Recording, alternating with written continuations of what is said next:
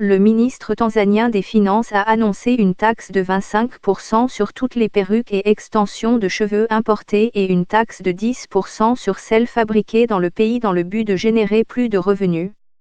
Philippe Mpango a annoncé les mesures qui devraient entrer en vigueur au début du mois prochain, dans le cadre de sa déclaration budgétaire annuelle jeudi.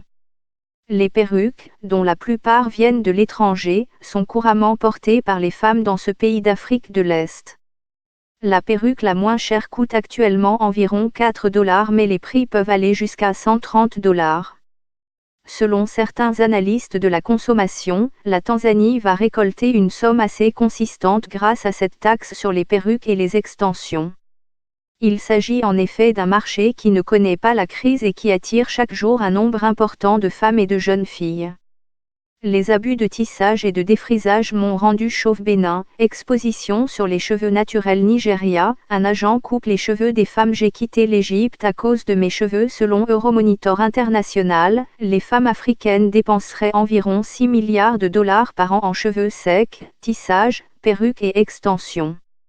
L'Afrique du Sud, le Nigeria et le Cameroun dépensent à eux seuls 1,1 milliard de dollars en produits de soins capillaires. Les autres pays africains ne sont pas en reste, en témoigne le nombre de plus en plus élevé de producteurs de cheveux secs en Afrique. Monsieur Mpango a également mis fin à l'exonération de la taxe sur la valeur ajoutée appliquée aux serviettes hygiéniques. Selon lui, c'est parce que les consommateurs n'ont pas profité de la baisse des prix, car les entreprises n'ont pas réduit ce qu'elles facturaient lorsque l'exemption a été introduite.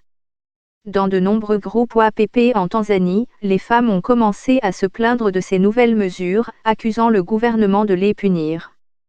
Parmi les autres hausses d'impôts, citons la taxe de 35% sur le chocolat et les biscuits, qui s'élevait à 25%.